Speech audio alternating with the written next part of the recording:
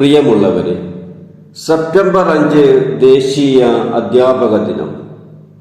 നമ്മുടെ അധ്യാപകരെ ഓർമ്മിക്കാനും അവരുടെ കടമകൾ സ്വയം വിലയിരുത്താനും ഉത്തരവാദിത്യങ്ങൾ കുട്ടികളുടെ ഉന്നമനത്തിനായി ഉപയോഗിക്കാനും അവരെ ഉദ്ഘോഷിക്കാനുമായി സെപ്റ്റംബർ 5 ദേശീയ അധ്യാപക ദിനമായി ആചരിക്കുന്നു. അധ്യാപകനും തത്വചിന്തകനും ഇന്ത്യയുടെ രണ്ടാമത്തെ രാഷ്ട്രപതിയുമായ ഡോക്ടർ എസ് രാധാകൃഷ്ണന്റെ ജന്മദിനമാണ് അധ്യാപക ദിനമായി ആചരിക്കുന്നത്. അദ്ദേഹം അധ്യാപനത്തോട് പുലർത്തിയിരുന്ന പ്രതിബദ്ധതയും വിദ്യാർത്ഥികൾക്കിടയിലുണ്ടായ ആദരവുമാണ് അദ്ദേഹത്തിന്റെ ജന്മദിനം തന്നെ അധ്യാപക ദിനമായി ആചരിക്കാൻ കാരണം. 1962 മുതൽ ഇന്ത്യയിൽ അധ്യാപക ദിനം ആചരിച്ചു വരുന്നുണ്ട്. ഡോക്ടർ എസ് രാധാകൃഷ്ണന്റെ വിദ്യാർത്ഥികളും സുഹൃത്തുക്കളും അദ്ദേഹത്തെ സമീപിച്ച് ജന്മദിനം ആഘോഷിക്കാൻ അനുവദിക്കണമെന്ന് അഭ്യർത്ഥിച്ചപ്പോൾ ജന്മദിനം പ്രത്യേകം ആഘോഷിക്കുന്നതിനു പകരം അധ്യാപക ദിനമായി ആചരിച്ചാൽ അത് ഏറെ അഭിമാനകരമാകുമെന്ന് അദ്ദേഹം അറിയിച്ചു.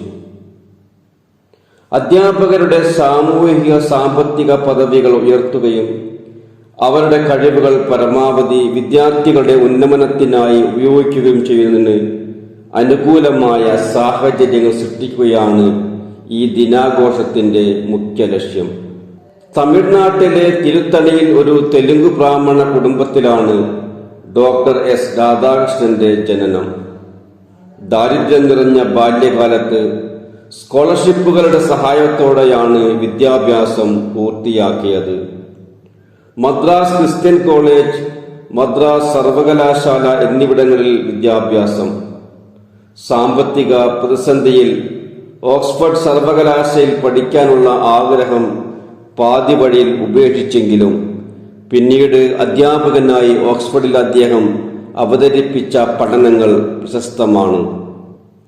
1909 മദ്രാസ് പ്രസിഡൻസി കോളേജിൽ അധ്യാപകനായാണ് ഔദ്യോഗിക ജീവിതം തുടങ്ങുന്നത്. മൈസൂർ യൂണിവേഴ്സിറ്റി, കൽക്കട്ട യൂണിവേഴ്സിറ്റി, ഓക്സ്ഫോർഡിലെ മാസഞ്ചർ കോളേജ് എന്നിവിടങ്ങളിൽ അധ്യാപകനായിരുന്നു. 1926 ജൂണിൽ നടന്ന ബ്രിട്ടീഷ് സാമ്രാജ്യത്തിലുള്ള സർവകലാശാലകളുടെ രാജ്യാന്തര സമ്മേളനത്തിൽ കൽക്കട്ട യൂണിവേഴ്സിറ്റിയെ പ്രതിദാനം ചെയ്തു.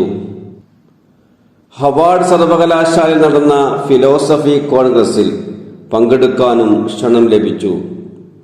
1954 അദ്ദേഹത്തിന് ഭാരതരത്ന ബഹുമതിയും ബ്രിട്ടനിൽ നിന്ന് നൈറ്റ് ബാച്ചിലർ സ്ഥാനവും ലഭിച്ചു.